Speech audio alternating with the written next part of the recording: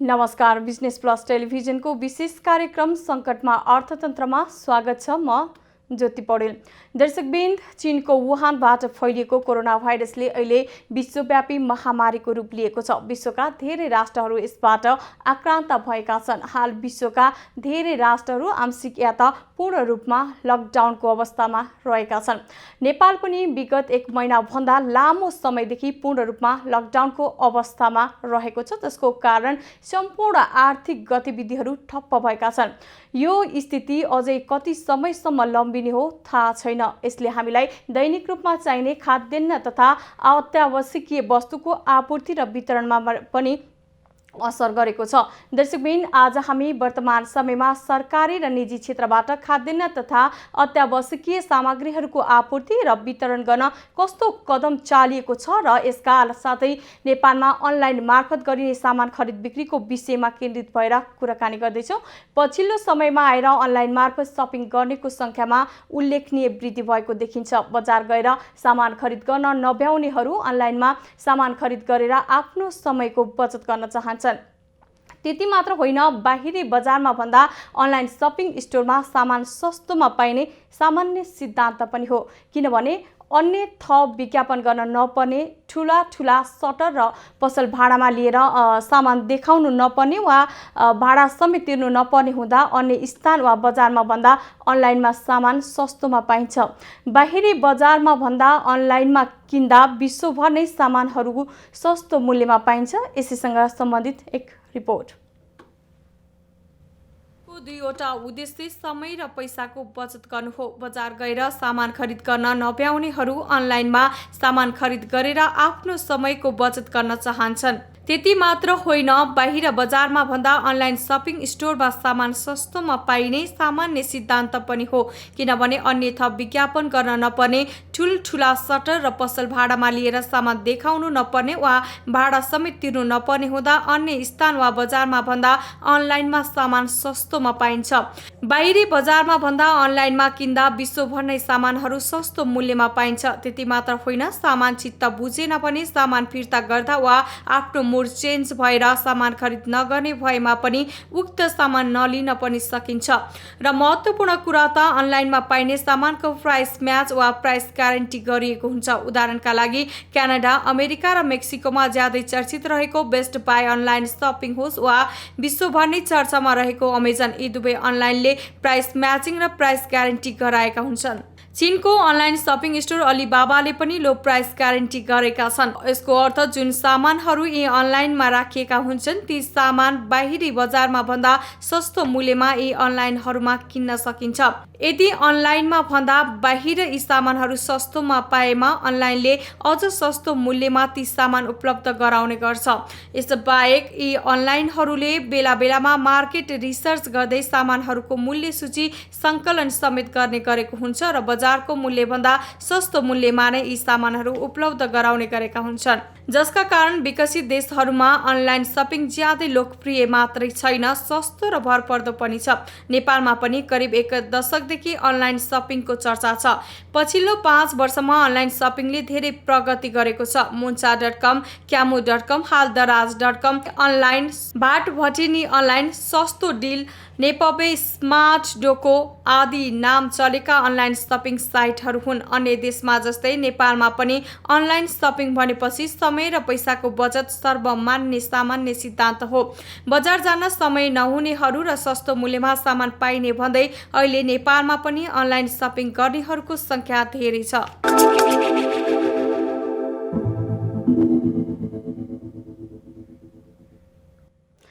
दर्शकवृन्द, online सपिङमा ग्राहकहरू किन आकर्षित छन् त भन्ने विषयमा रिपोर्टमा प्रस्तुत गर्यौँ। दर्शकवृन्द, आज हामी वर्तमान समयमा सरकारी र निजी क्षेत्रबाट खाद्यान्न तथा अत्यावश्यकीय सामग्रीहरूको आपूर्ति र वितरण गर्न कस्तो कदम चालिएको छ र यसका साथै नेपालमा अनलाइन मार्फत गरिने सामान खरिद बिक्रीको विषयमा केन्द्रित भएर कुराकानी गर्नेछौँ र हामीले यसैसँग सम्बन्धित विभिन्न व्यक्तित्वहरूसँग जोडिएर पनि कुराकानी गर्दैछौँ। यसै क्रममा हामीसँग अहिले सम्पर्कमा हुनुहुन्छ भाटभटिनी सुपर मार्केटका chief operating officer Panu Paudel. Panu पौडेलज्यू, यहाँलाई बिजनेस प्लस टेलिभिजनमा स्वागत छ। नमस्ते, थ्याङ्क यू हजुर। पौडेलज्यू भाटभटिनले अनलाइन सपिङको सेवा कहिलेदेखि सुरु गरेको हो र यसमा ग्राहकहरूको आकर्षण कस्तो रहेको छ? खासमा हामीले यो अनलाइन त हाम्रो यो पोर्टल तयार हुँदैछ। हामीले यो अनलाइन चाहिँ अहिले यो लकडाउन सुरु भएदेखि नै हजुर यो अनलाइन भन्दा पनि हामीले चाहिँ WhatsApp, Instagram र यो फेसबुकबाट चाहिँ अर्डरहरू लिएर चाहिँ आम उपभोक्ताको चाहिँ घर घरमा सामान पुर्याउने अभियान सुरु गरेका हौँ। यसको उद्देश्य चाहिँ अहिलेको यो लकडाउनको मदलाई मध्यनजर गरेर आम उपभोक्ताहरू चाहिँ भाटबडीको चाहिँ दैलोसम्म आउनु नपरोस्। अहिलेको यो कोभिड-19 को जुन महामारी छ त्यसबाट पनि बच्न र यो कन्ट्याक्ट ट्रेसिङलाई अलिकति कम गर्नको लागि चाहिँ हामीले चाहिँ अहिले चाहिँ नेपाल सरकारसँग सहकार्य गरेर नेपाल सरकारले हामीलाई अनुरोध गरे अनुसार उहाँहरूसँग विभिन्न चरणमा मिटिङ गरेर उहाँहरूले चाहिँ ल भाटबडी चाहिँ ठुलो रिटेल आउटलेट हो, तपाईँहरूले चाहिँ अब कस्टमरको घर घरमा डेलिभरी गरिदिनु पऱ्यो भन्ने किसिमको हामीलाई जुन अनुरोध भए अनुसार हामीले हाम्रा आउटलेट मार्फत हाम्रा स्टोरहरू मार्फत चाहिँ कस्टमरहरूसँग चाहिँ अनलाइनमा हामीले यो WhatsAppमा, Instagram, हाम्रो फेसबुक मेसेन्जर पेज, भाटबडीको चाहिँ अफिसियल पेजहरू छ नि त्यसबाट चाहिँ अर्डरहरू लिएर चाहिँ यो लकडाउन सुरु भएको सेकेन्ड डेबाट नै हामीले चाहिँ सुरु गरेका हौँ र त्यो अहिलेसम्म कन्टिन्यू गरिरहेका छौँ। हजुर, लकडाउनमा पनि भाटबडीका स्टोरहरू खुलिरहेका छन् जुन यहाँले बताउनु भयो। यसलाई कसरी व्यवस्थापन गरिरहनु भएको छ र ग्राहक र कर्मचारीको सुरक्षाको लागि कस्तो व्यवस्था गर्नुभएको छ यहाँले? यो हामीले स्टोर खुल्ने निर्णय चाहिँ तपाईँको चाहिँ जुन लकडाउन सुरु भएपछि एउटा मात्र स्टोर खुलेका थियौँ पहिला सुरुमा, अनि एउटा मात्रै स्टोरलाई पनि यत्रो सोसियल डिस्टेन्सिङ मेन्टेन गरेर एकचोटिमा चाहिँ 9 देखि 10 जना भित्र छ र हाम्रो कस्टमरहरू चाहिँ क्यासियरहरूलाई पनि एउटा फिटको डिस्टेन्समा राखेर हाम्रा चाहिँ सबै क्यासियरहरूलाई चाहिँ बोलाएर चाहिँ 9-10वटा क्यासियरहरू चलाएर खोलेका थियौँ। पछि चाहिँ उपभोक्ताकोबाट पनि डिमान्ड भयो र नेपाल सरकारबाट चाहिँ तपाईँको यो आपूर्ति मन्त्रालयबाट पनि तपाईँहरूले चाहिँ अब आफ्नो चाहिँ विभिन्न लोकेसनमा भएका स्टोरहरू सञ्चालन गरिदिनु पऱ्यो, एटलिस्ट आम उपभोक्ताहरूलाई चाहिँ राहत हुन्छ भन्ने हिसाबले चाहिँ एउटा लिमिटेड टाइम उहाँले सेट गरिदिनु भयो। त्यो टाइमभित्र हामीले चाहिँ एकदमै लिमिटेड कर्मचारीहरू एउटा स्टोरमा 12 देखि 15 जना म्याक्सिमम 15 जना कर्मचारी बोलाएर हामीले चाहिँ यो स्टोरको चाहिँ जुन पार्किङको लटमा चाहिँ 3-3 फिटमा चाहिँ 3 देखि 4 फिटमा चाहिँ यो राउन्ड गरेका छौँ, सर्कल निर्माण गरेका छौँ। त्यो सर्कलमा चाहिँ कस्टमरलाई क्युमा राखेका छौँ र एकचोटिमा 10 जना जाने, जसरी कस्टमरहरू चाहिँ बाहिर निस्किनुहुन्छ त्यसरी अझ थप प्रश्न पठाउनु गरेर त्यो किसिमको सोसियल डिस्टेन्सिङ मेन्टेन गरेर चाहिँ हाम्रो स्टोर सञ्चालन गरेका छौँ। यसबाट चाहिँ कस्टमरलाई पनि सङ्क्रमण नहोस् र हाम्रा कर्मचारीहरू पनि त्यसबाट चाहिँ सुरक्षित हुन् भन्ने चाहिँ हाम्रो एकदमै यसमा चाहिँ ठुलो चाहिँ तपाईँको चाहिँ हामीले चाहिँ यसमा चाहिँ सजगता अप्नाएका छौँ। त्यसको लागि चाहिँ हरेक कस्टमरहरूलाई चाहिँ उहाँहरूको चाहिँ ज्वरो नाप्नेदेखि लिएर उहाँहरूलाई सेनिटाइज गर्ने र हाम्रा कर्मचारीहरूलाई पनि ज्वरो नाप्ने, सेनिटाइज गर्ने र यो सर्जिकल ग्लोभ्सहरू लगाएर चाहिँ उहाँहरूलाई चाहिँ हामीले भित्र परिचालन गरिरहेका छौँ। यसरी नै तपाईँको चाहिँ यो बिस्तारै गरेर हाम्रा सबै स्टोरहरू नै अहिले विभिन्न समयमा तपाईँको चाहिँ त्यहाँ जिल्ला थाना सरकार गर्दा कुनै स्टोरहरू चाहिँ 6 देखि बिहान 10 बजीसम्म सञ्चालन गरेका छौँ भने कुनै स्टोरहरू चाहिँ बिहान 10 बजीदेखि बेलुका 7 बजीसम्म सञ्चालन गरेका छौँ। जुन स्टोरहरू चाहिँ 4-5 घन्टा मात्रै सञ्चालन गरेका छौँ त्यो स्टोरबाट फेरि थप समय चाहिँ होम डेलिभरी पनि व्यस्त गरेका छौँ। हजुर, कतिपय अनलाइन सपिङको सेवा दिने सेवा प्रदायकहरूले गुणस्तरहीन सामान बिक्री गर्ने र मूल्य पनि मनमानी ढङ्गले लिने र यसको साथै अर्डर गरेको भन्दा फरक सामान डेलिभरी गर्ने र सामान खोलेर हेर्न पनि नदिने र भ्याट बिल पनि नदिने गरेको गुनासो छ। यस विषयमा के भन्नुहुन्छ यहाँले? यस्तो छ, अब अरू अनलाइन पोर्टलहरूले चाहिँ कसरी गरे भन्ने कुरा अब मेरो नोटिसमा छैन, तर हामीले चाहिँ हाम्रो सबै सिस्टम नै भ्याट बिल जेनेरेटै हुन्छ, सबै बिलहरू चाहिँ भ्याट बिल जेनेरेट भएर नै गर्छौँ र हामीले हाम्रो सामान जुन स्टोरमा जुन ट्यागिङ प्राइस छ त्यही ट्यागिङ प्राइसमा कस्टमरको घर दैलोमा पुर्याएका छौँ। हामीले त्यसमा सर्भिस चार्ज पनि लिएका छैनौँ र डेलिभरी चार्जेस पनि केही पनि नलिकन कस्टमरको घर दैलोमा पुर्याएका छौँ। हाम्रो हकमा हाम्रो स्टोरमा जुन ट्यागिङ प्राइस छ त्यही ट्यागिङ प्राइस नै कस्टमरको घरमा डेलिभरी हुन्छ र त्यसमा कुनै अन्यथा हुँदैन र त्यसमा कुनै प्राइसहरू चाहिँ हिडन कास्टहरू पनि छैन र केही अरू थप प्राइसहरू जोडिएको छैन। हाम्रो पोलिसीमा हामीले हरेक कस्टमरलाई हामीले भनेका पनि छौँ, हाम्रो अनलाइन मार्फत हाम्रो चाहिँ वेबसाइट मार्फत हामीले भनेका पनि छौँ, भाटबडीमा जे प्राइस हुन्छ यो लकडाउनभन्दा अगाडिको प्राइसको गर्दैछु मैले। लकडाउनमा कतिपय स्टोरहरूले कतिपय मार्टहरूले प्राइसहरू बढाए, प्राइसहरूमा कालोबजारी गरे भन्ने कुरा छ, तर हामीले त्यो कालोबजारीलाई चाहिँ तपाईँको के छ भने तपाईँको कन्ट्रोल गरेका छौँ। हामीले हाम्रा स्टोरमा हामीसँग झन्डै 3 देखि 4 महिनाको लागि चाहिँ अहिलेको स्पिडमा यसरी नै कस्टमरहरूको डिमान्ड भयो भने 4 महिनालाई पुग्ने खाद्यान्न हामीसँग छ। त्यसैले हामीले त्यो कालोबजारीलाई पनि हुन नदिनलाई हाम्रो स्टोरबाट चाहिँ हामीले घर घरमा जनताको घर घरमा दैलोमा चाहिँ सामान पुर्याएका छौँ र हाम्रो सम्पूर्ण सामानहरू जसरी पनि तपाईँको भाटबडीबाट निस्किँदाखेरि नै भ्याट बिल जेनेरेट गर्न निस्किन्छ र कस्टमरको घर दैलोमा उहाँले भनेअनुसार सामान डेलिभरी हुन्छ। कसम कुरा चाहिँ कुनै सामान उहाँहरूले अर्डर गरेको सामान छैन भने हाम्रो कर्मचारीले उहाँलाई पहिले नै फोन गरेर यो उहाँले तपाईँले अर्डर गरेको यो सामान हामीसँग छैन, यसको सट्टामा कुन राखिदियो भनेर पहिले नै प्री कन्फर्म गरेर त्यसको चाहिँ सब्स्टिट्युटमा अर्को प्रोडक्ट हालेर चाहिँ बिलिङ गरेर पठाउने गरिरहेको छु। हजुर पौडेलज्यू, केही समय अगाडि वाणिज्य आपूर्ति तथा उपभोक्ता विभागले अधिकतम थोक मूल्यभन्दा बढी मूल्यमा सामान बिक्री गरेको भनेर कारबाही गरेको थियो। यसमा यहाँको स्पष्टीकरण के छ? यहाँलाई यस विषयमा मैले के अनुरोध गर्न चाहन्छु भने त्यो कुनै एउटा पार्टिकुलर प्रोडक्ट हामी कहाँ 1 लाखदेखि 1.5 लाखदेखि 2 लाखसम्मका विभिन्न डिफ्रेन्ट प्राइसका प्रोडक्टहरू हुन्छन्। त्यो एउटा पार्टिकुलर प्रोडक्टमा हाम्रो कमजोरी भएको भनेर हामीले विज्ञप्ति पनि जारी गरेका छौँ।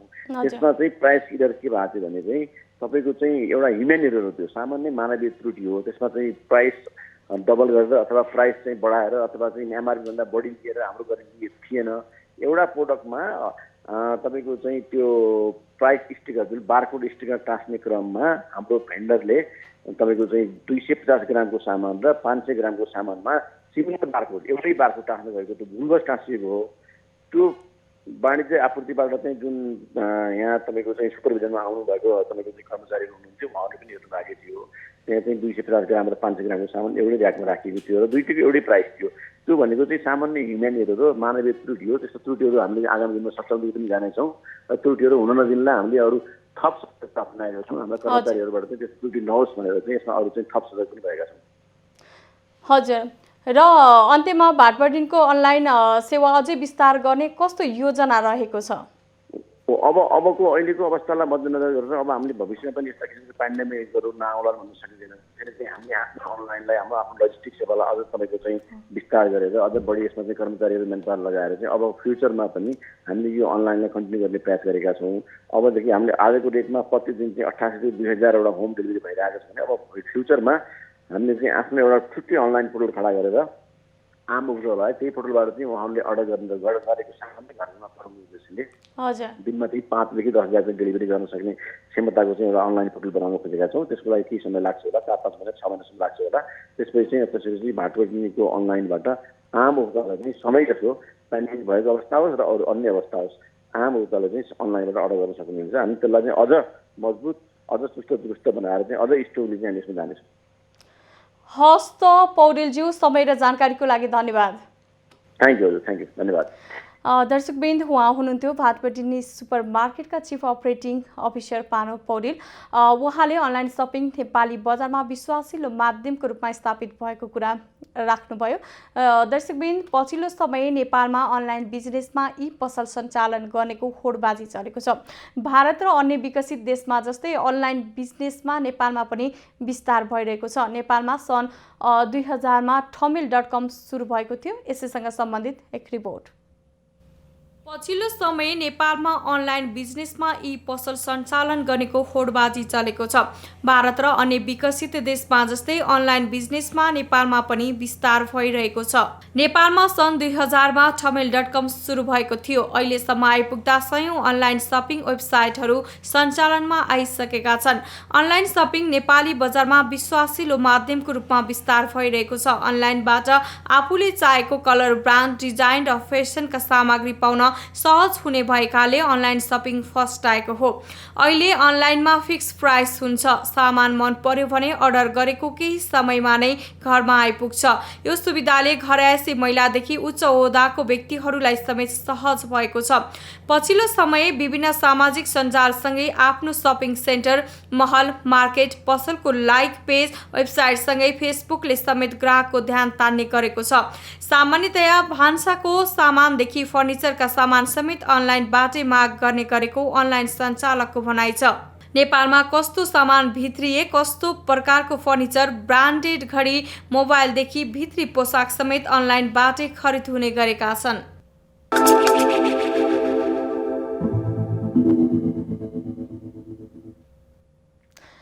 दर्शकवृन्द, आज हामी वर्तमान समयमा सरकारी र निजी क्षेत्रबाट खाद्यान्न तथा अत्यावश्यकीय सामग्रीहरूको आपूर्ति र वितरण गर्न कस्तो कदम चालिएको छ र यसका साथै नेपालमा अनलाइन मार्फत गरिने सामान खरिद बिक्रीको विषयमा केन्द्रित भएर कुराकानी गरिरहेका छौँ र हामीले यसैसँग सम्बन्धित विभिन्न व्यक्तित्वहरूसँग जोडिएर पनि कुराकानी गरिरहेका छौँ। यसै क्रममा हामीसँग अहिले सम्पर्कमा हुनुहुन्छ खाद्य व्यवस्था तथा व्यापार कम्पनीका सूचना अधिकारी शर्मिला न्युपाने। शर्मिला न्युपानेज्यू, यहाँलाई बिजनेस प्लस टेलिभिजनमा स्वागत छ। धन्यवाद। न्युपानेज्यू, हालको अवस्थामा सरकारले देशका दुर्गम क्षेत्रमा खाद्यान्न आपूर्ति कसरी सहज राखेको छ? अहिलेको यस विषम परिस्थितिमा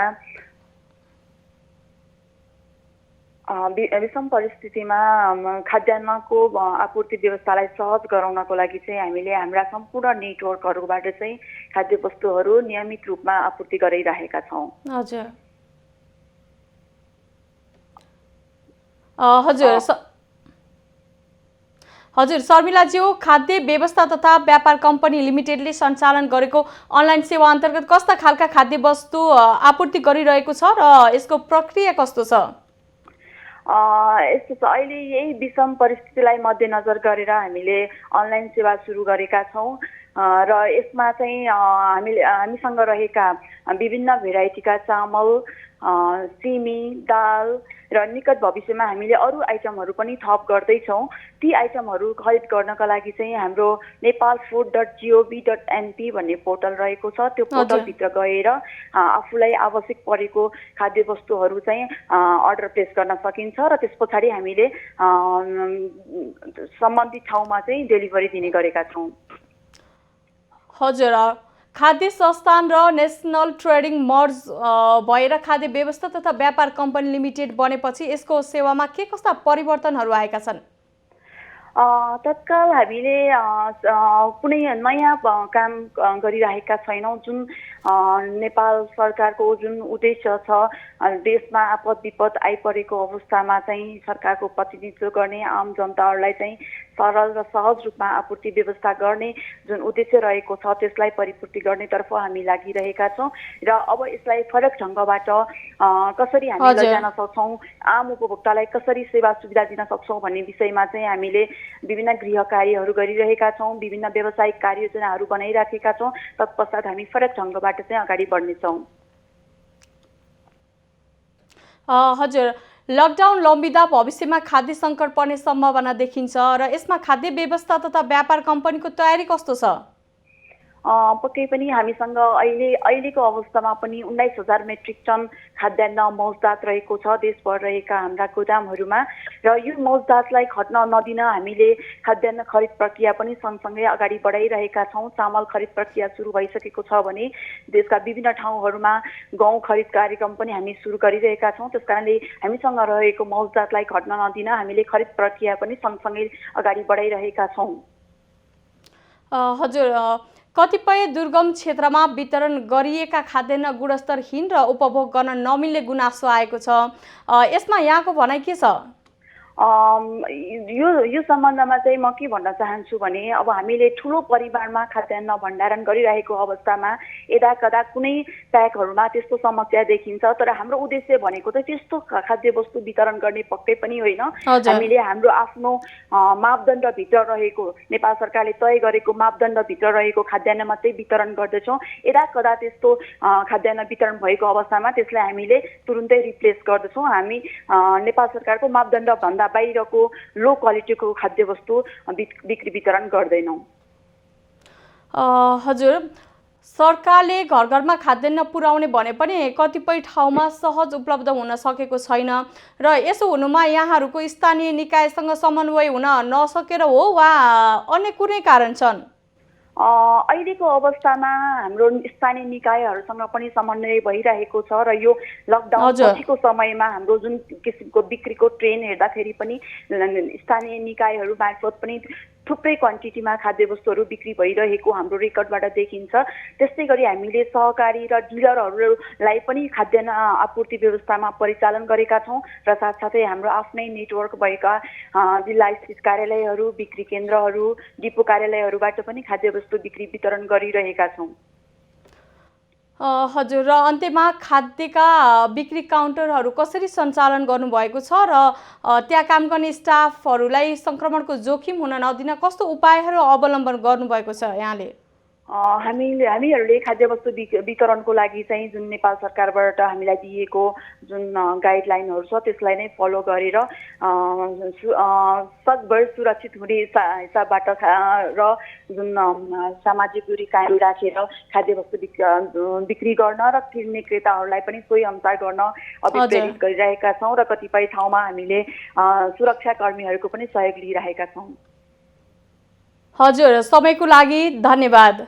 हजुर दर्शकबिन उहाँ हुनुहुन्थ्यो खाद्य व्यवस्था तथा व्यापार कम्पनीका सूचना अधिकारी शर्मिला न्युपाने। उहाँले अहिले ग्राहकहरूको व्यस्ततालाई मध्यनजर गर्दै सरकारी तर्फबाट पनि अनलाइन सेवा प्रदान गरेको र कोरोना संक्रमणको जोखिम हुन नदिन सञ्चालित बिक्री काउन्टरहरूमा आवश्यक व्यवस्था गरेको जानकारी दिनुभयो।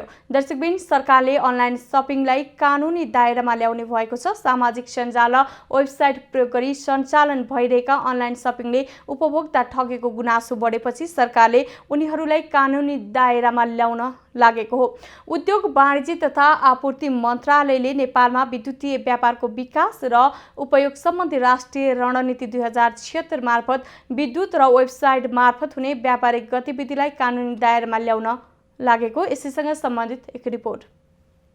सरकारले अनलाइन सपिङलाई कानुनी दायरामा ल्याउने भएको छ। सामाजिक सञ्जाल र वेबसाइट प्रयोग गरी सञ्चालन भइरहेका अनलाइन सपिङले उपभोक्ता ठगेको गुनासो बढेपछि सरकारले उनीहरूलाई कानुनी दायरामा ल्याउन लागेको हो। उद्योग वाणिज्य तथा आपूर्ति मन्त्रालयले नेपालमा विद्युतीय व्यापारको विकास र उपयोग सम्बन्धी राष्ट्रिय रणनीति 2076 मार्फत विद्युत र वेबसाइट मार्फत हुने व्यापारिक गतिविधिलाई कानुनी दायरामा ल्याउन लागेको हो। मन्त्री परिषद बैठकले गत असार 8 गते यो रणनीति स्वीकृत गरेको थियो। हालसम्म यस्ता व्यापारिक गतिविधि जसलाई मन लाग्यो उसले इन्टरनेट मार्फत वेबसाइट र सामाजिक सञ्जाल मार्फत सञ्चालन गर्दै आएका छन्। खाद्यान्नदेखि तरकारी, लुगाफाटा, विद्युतीय सामग्री, भाडा बर्तन, फास्ट फूड, फर्निचर, बोट बिरुवा, औषधि, कस्मेटिक्स लगायत सामग्रीको झुटो र भ्रमपूर्ण विज्ञापन गरी व्यापारिक कारोबार भइरहेको छ। यस्ता प्रविधि मार्फत हुने व्यापारिक कारोबारबाट धेरै उपभोक्ता ठगिएको लामो समयदेखि गुनासो गर्दै आइरहेका छन्।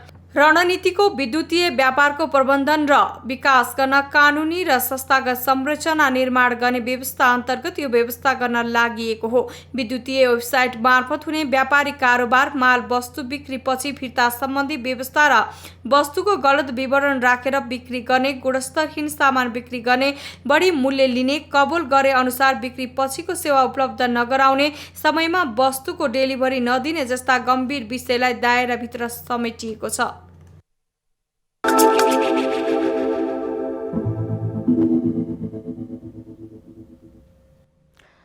दर्शकबिन आज हामी वर्तमान समयमा सरकारी र निजी क्षेत्रबाट खाद्यान्न तथा अत्यावश्यकीय सामग्रीहरूको आपूर्ति र वितरण गर्न कस्तो कदम चालिएको छ र यसका साथै नेपालमा अनलाइन मार्फत गरिने सामान खरिद बिक्रीको विषयमा केन्द्रित भएर कुराकानी गरिरहेका छौँ र हामीले यसैसँग सम्बन्धित विभिन्न व्यक्तित्वहरूसँग जोडिएर पनि कुराकानी गरेका छौँ। यसै क्रममा हामीसँग अहिले सम्पर्कमा हुनुहुन्छ वाणिज्य आपूर्ति तथा उपभोक्ता संरक्षण विभागका महानिर्देशक नेत्र प्रसाद सुवेदी।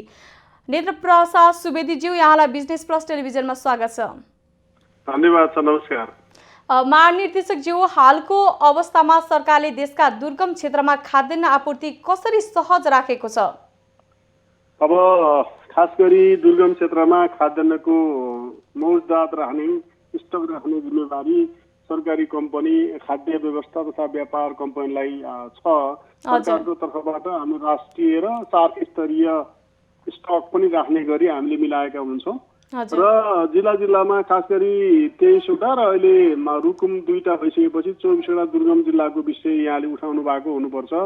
ती ठाउँमा कहाँ अभाव हुन्छ त्यहाँनिरको चाहिँ डेटाहरू दिनदिनै हामी अपडेट गर्छौँ र आवश्यक परेको ठाउँमा यो सुगम जिल्लाबाट जहाँ हाम्रो बढी स्टक हुन्छ त्यहाँबाट चाहिँ ढुवानी गर्ने गरी मिलाएका छौँ। हजुर महानिर्देशकज्यू, यो खाद्य व्यवस्था तथा व्यापार कम्पनी लिमिटेडले सञ्चालन गरेको अनलाइन सेवा अन्तर्गत कस्ता खालका खाद्य वस्तुहरू आपूर्ति गरिरहेको छ र यसको प्रक्रिया कस्तो छ?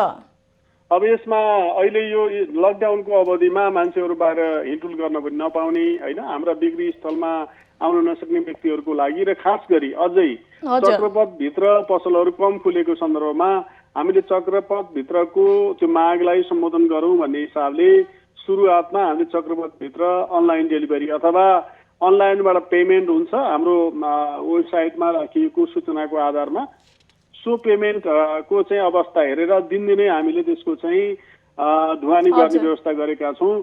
त्यो कन्फर्म भएको अथवा पेमेन्ट प्राप्त भएको 1 दिनभित्र हामीले त्यो चाहिँ रिङ रोडभित्रका ग्राहकहरूलाई घरमै पुर्याइदिने गरी मिलाएका छौँ। हजुर, यो लकडाउन लम्बिँदा भविष्यमा खाद्य सङ्कट पर्ने सम्भावना देखिन्छ र यसमा सरकारको तयारी कस्तो छ? अब लकडाउन लम्बिँदै जाँदा कठिनाइहरू केही थपिन सक्छन्, तर मलाई के लाग्दैन भने हाम्रो आपूर्ति प्रणाली विदेशबाट आउने बोर्डरको चाहिँ जुन छ नि ढुवानी त्यो रोकिँदैन। एकातिर त्यो रोकिँदैन, हाम्रो उत्पादनका विषयहरूलाई पनि यो अब गहुँ धान थन्क्याउने विषय बाली लगाउने विषयलाई पनि डिस्टर्ब हुन दिनु हुँदैन। हामी कुनै हालतमा पनि सहजीकरण गरेर जानुपर्छ। सरकार पनि त्यसमा अहिले चिन्तन गरिरहेको छलफल गरिरहेको सकारात्मक पनि रहेको मैले पाएको छु।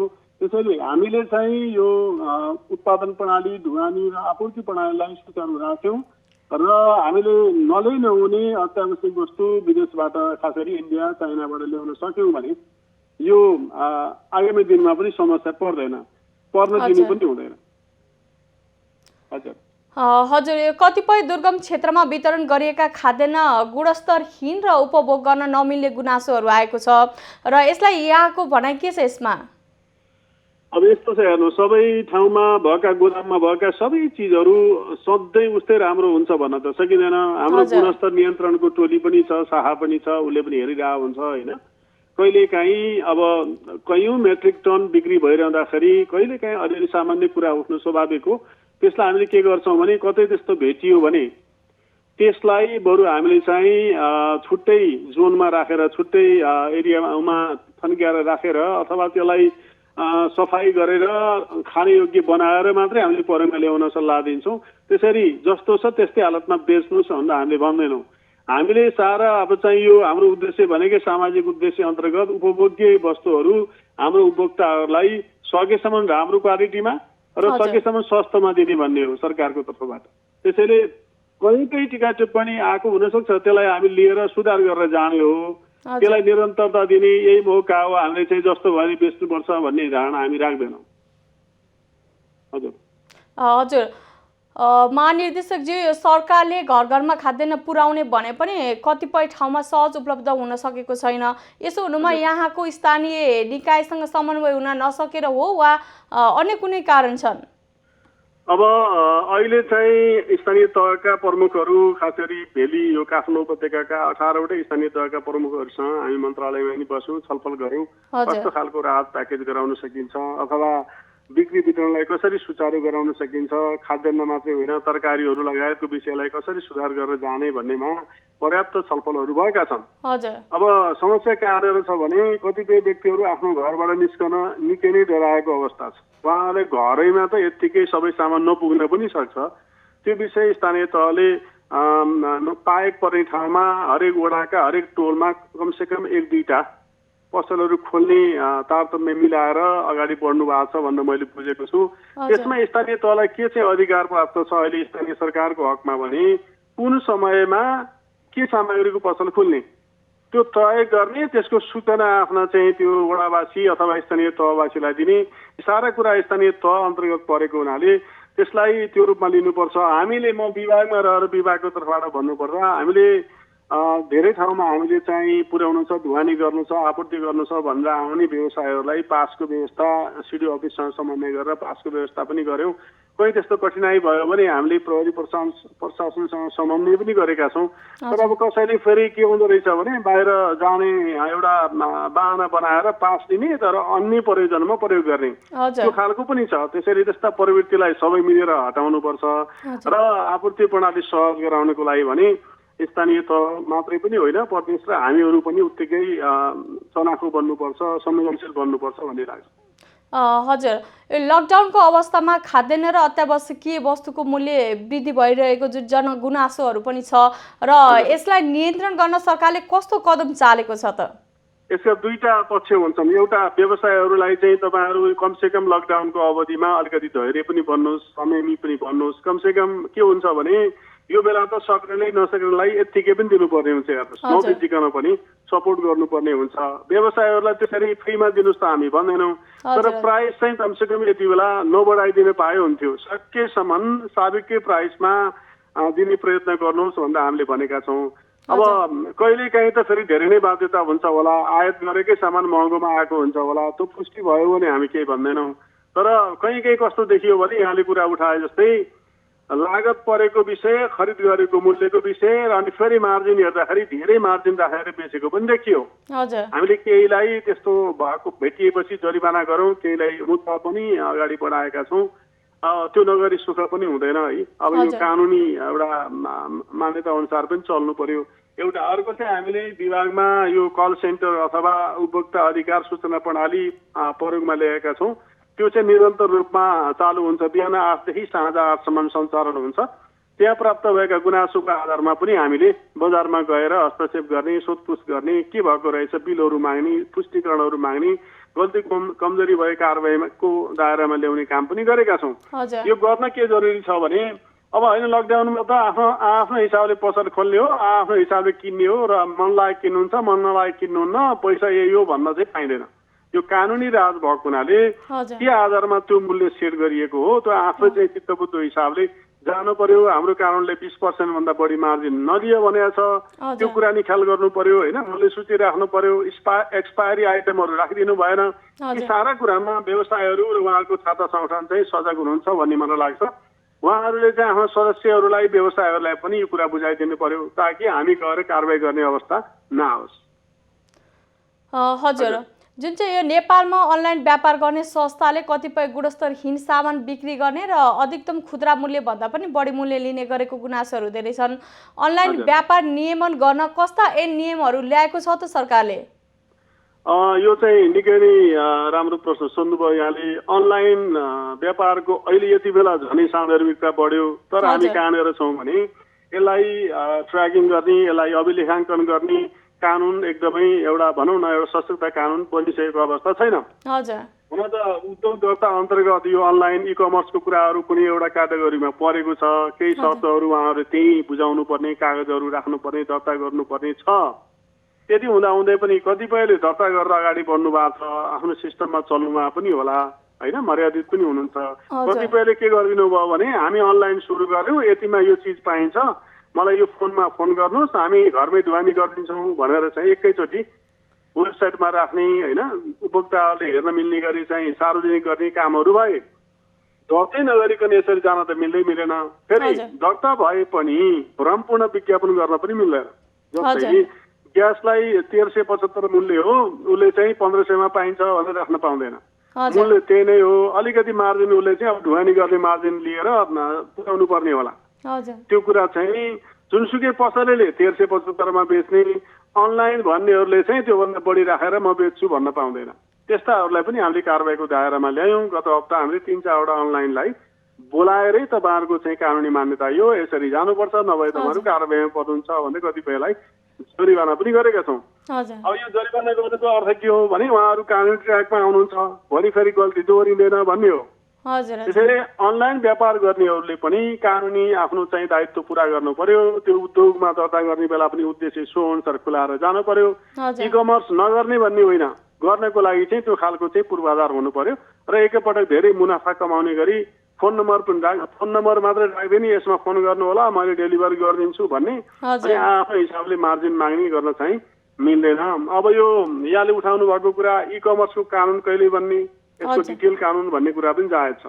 हामीले एउटा कानुन व्यवसायहरूको समूहलाई यसको चाहिँ मस्यौदा गरौँ भनेर सम्झौता गर्ने फेजमा पुगेका थियौँ। अनि लकडाउन भयो होइन, हामी अझै पनि सम्पर्कमै छौँ।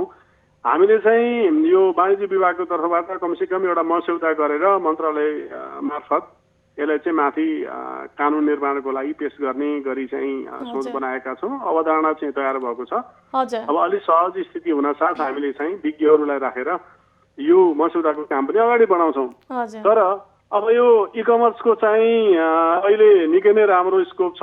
मैले अघि पनि भने खाद्य व्यवस्थाले पनि सुरु गर्यो, अरू धेरैले पनि यसलाई अपनाउन सक्छन्। तर यसको चाहिँ मर्यादा कायम गर्न हामी सबैले चाहिँ सोच्न जरुरी छ। यही नै हो।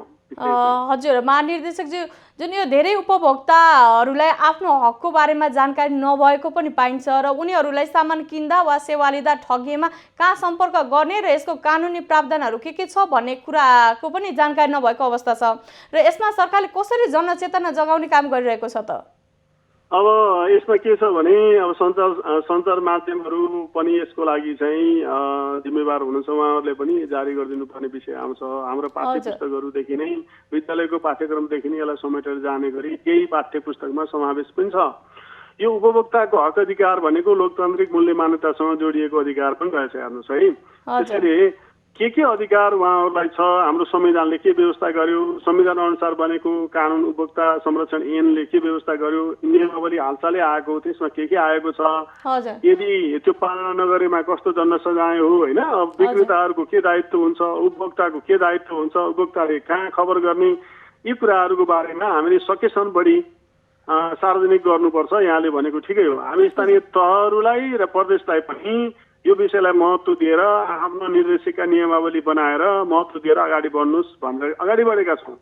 यसले महत्त्व कम पाएको किन छ भने उपभोक्ताको हक अधिकार भन्दा नि अरू विकास निर्माण, अरू सेवा प्रवाहका कुराहरूले बढी पहिलेदेखि स्थान लिएको हुनाले यो विषयलाई अझै नयाँ ठानिएको छ।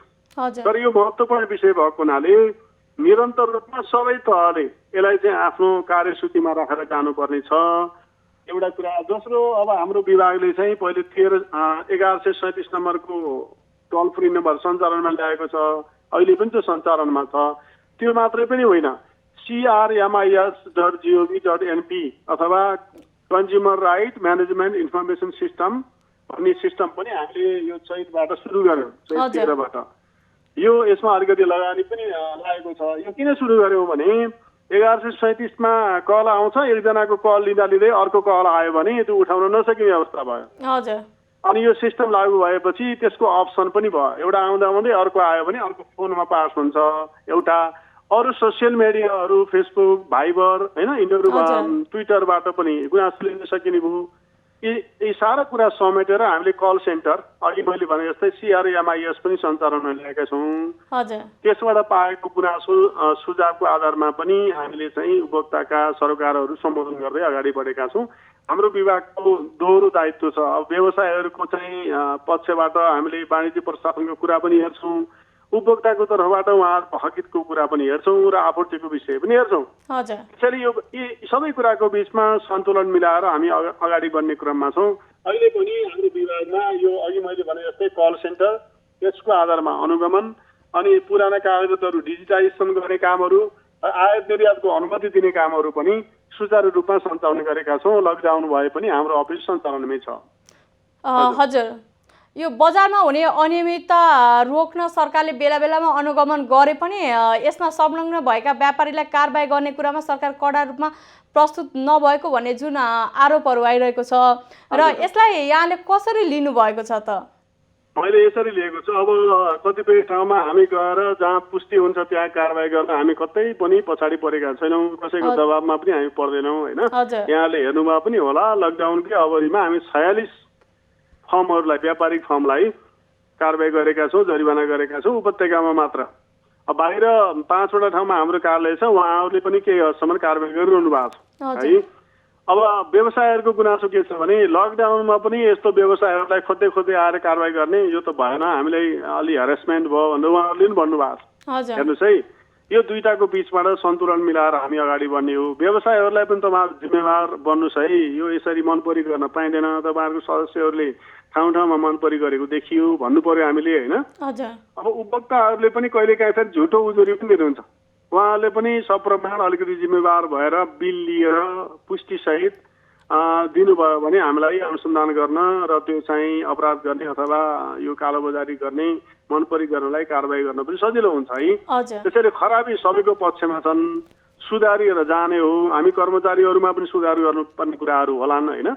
सबै पक्ष सुधारिएर अगाडि बढ्यो भने हाम्रो समाज, हाम्रो यो बजार पनि सुध्रिन्छ भन्ने मेरो मन्तव्य हो, मेरो भनाइ। हजुर महानिर्देशकजी, र अन्त्यमा चाहिँ उपभोक्ता हक संरक्षणको लागि सरकारका आगामी योजनाहरू के छन् त?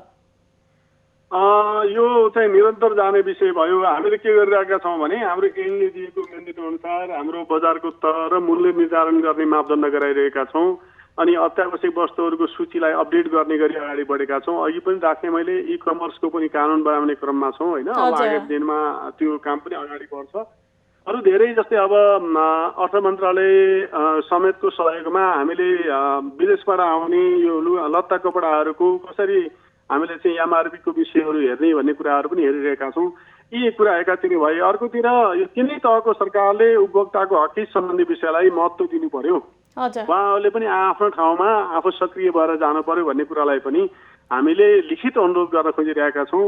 प्रधानमन्त्रीको कार्यालयको मार्फतबाट चाहिँ लिखित अनुरोध हामीले प्रदेशमा पनि गर्नेछौँ अनि सङ्घीय मामिला तथा सामान्य प्रशासन मन्त्रालयको माध्यमबाट सबै स्थानीय तहमा नै अनुरोध गर्छौँ। एउटा अर्को चाहिँ अब विभागले यो उपत्यकामा मात्रै गरेर त हुँदैन कामहरू है। त्यसैले बाहिरका हाम्रा 5वटा कार्यालयलाई प्रादेशिक तहको एउटा चाहिँ कार्यक्षेत्र तोकेर काम दिँदैछौँ भने 77वटै जिल्ला प्रशासन कार्यालयमा बजार निरीक्षण गर्ने हाम्रो कानुनको चाहिँ म्यान्डेटलाई ती जिल्ला प्रशासन कार्यालयमा पनि हामीले चाहिँ अधिकार प्रत्यायोजन गरेर दिँदैछौँ।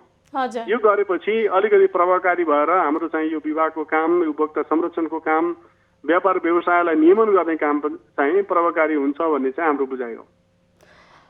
हस्त महानिर्देशक ज्यू समयको लागि धन्यवाद।